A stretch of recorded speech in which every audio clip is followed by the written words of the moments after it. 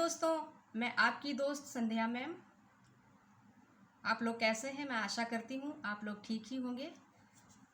तो आज मैं पढ़ूंगी अध्याय 5 भारत का नियंत्रक महालेखा परीक्षक के बारे में, chapter 5 controller and auditor general of India के बारे में। 148 article says controller and auditor general of India. Number 1. There shall be a Comptroller and Auditor General of India who shall be appointed by the President by warrant under his hand and seal, and shall only be removed from office in like manner and on the like grounds as a judge of the Supreme Court. Number 2. Every person appointed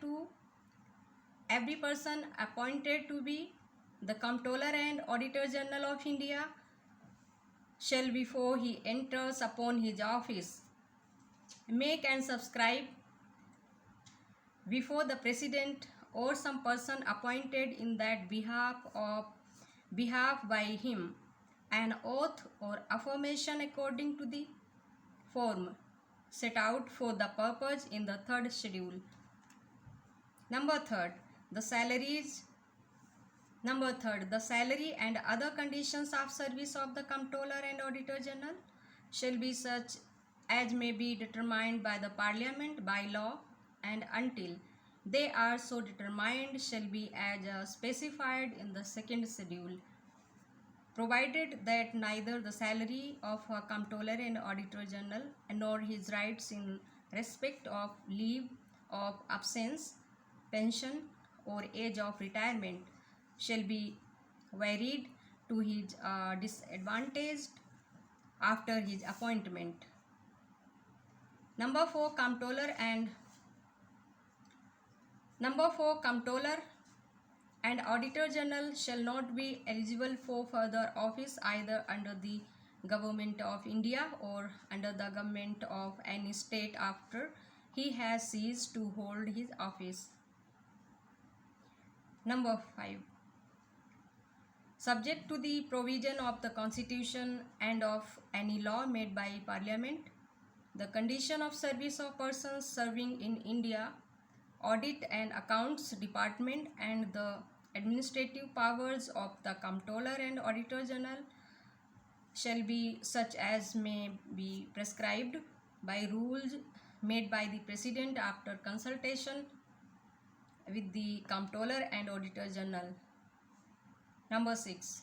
The administrative expenses of the office of the Comptroller and Auditor General, including all salaries, allowances, and pensions payable to or in respect of the person serving in that office, shall be charged upon the Consolidated Fund of India.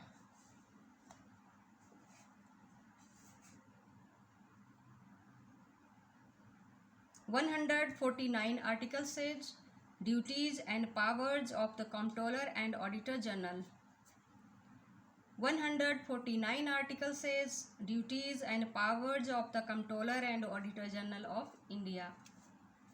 The Comptroller and Auditor General shall perform such duties and exercise such powers in relation to the accounts of the Union and of the states and of any other authorities or body as may be prescribed by or under any law made by Parliament, and until provision in that behalf is so made, shall perform such duties and exercise such powers in relation to the accounts of the Union and of the states as were conferred on or exercisable by the Auditor General of India immediately before the commencement of this Constitution, in relation to the accounts of the Dominion of India and of the provinces respectively. तो आज मैं 2 अनुच्छेदों को ही पढ़ूंगी। अब मैं हिंदी में पढ़ लेती हूँ। अध्याय 5 भारत का नियंत्रक महालेखा परीक्षक। 148 अनुच्छेद भारत का नियंत्रक महालेखा परीक्षक का वर्णन करता है। भारत का एक नियंत्रक महालेखा परीक्षक होगा, जिसको राष्ट्रपति अपने हस्ताक्षर और मुद्रा सहित अधिपत्र द्वारा नियुक्त करेगा। उसे उसके पद से केवल उसी रीति से और उसी आधारों पर से उसे उसके पद से केवल उसी रीति से और उन्हीं आधारों पर हटाया जाएगा जिस रीति से और जिन आधारों पर उच्चतम न्यायालय के न्यायाधीश को हटाया जाता है। नंबर 2 प्रत्येक व्यक्ति जो भारत का नियंत्रक महालेखा परीक्षक नियुक्त किया जाता है, अपना पद ग्रहण करने से पहले राष्ट्रपति या उसके द्वारा इस नियुक्त व्यक्ति के समक्ष तीसरी अनुसूची में इस प्रयोजन के लिए दिए गए प्रारूप के अनुसार शपथ लेगा या प्रतिज्ञान करेगा, उस पर अपने हस्ताक्षर करेगा। नंबर 3, नियंत्रक महालेखा परीक्षक का वेतन और सेवा की अन्य शर्तें ऐसी होंगी जो संसद विधि द्वारा अवधारित करे और जब तक वे इस प्रकार अवधारित नहीं की जाती हैं तब तक ऐसी होंगी जो दूसरी अनुसूची में विनिर्दिष्ट हैं। परंतु नियंत्रक महालेखा परीक्षक के वेतन में और अनुपस्थिति, छुट्टी, पेंशन या निवृत्ति की आयु के संबंध में उसके अधिकारों में उसकी नियुक्ति के पश्चात उसके लिए अलाभकारी परिवर्तन नहीं किया जाएगा। नंबर 4, नियंत्रक महालेखा परीक्षक अपने पद पर न रह जाने के पश्चात भारत सरकार के या किसी राज्य की सरकार के अधीन किसी और पद का पात्र नहीं होगा। नंबर 5, इस संविधान के और संसद द्वारा बनाई गई किसी विधि के उपबंधों के अधीन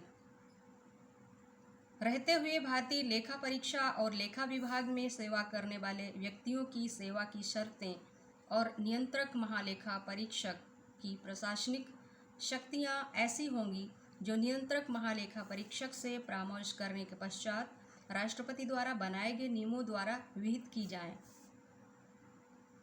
नंबर 6, नियंत्रक महालेखा परीक्षक के कार्यालय के प्रशासनिक व्यय जिनके अंतर्गत उस कार्यालय में सेवा करने वाले व्यक्तियों को या उनके संबंध में संदेह सभी वेतन, भत्ते और पेंशन हैं, भारत की संचित निधि पर भारित होंगे।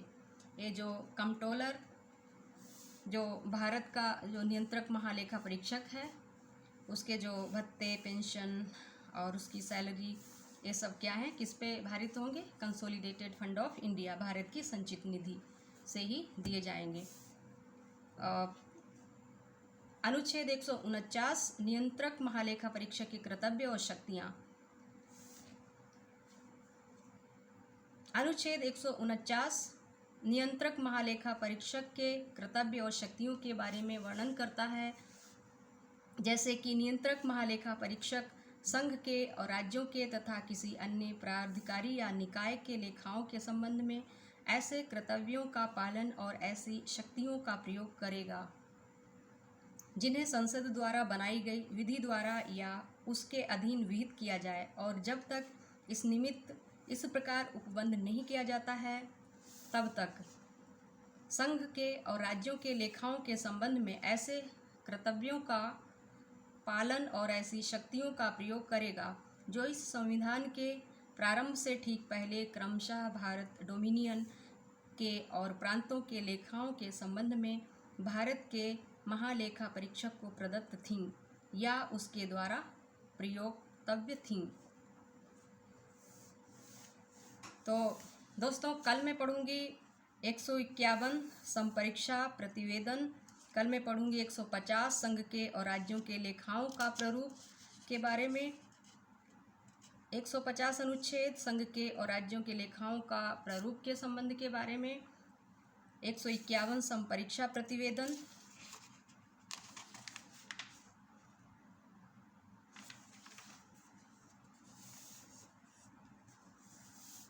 तो आज के लिए इतना ही। और हाँ, मेरे चैनल को सब्सक्राइब ज़रूर करें, मेरे चैनल को सब्सक्राइब ज़रूर करें और लाइक, कमेंट और शेयर प्लीज़। इसके साथ ही साथ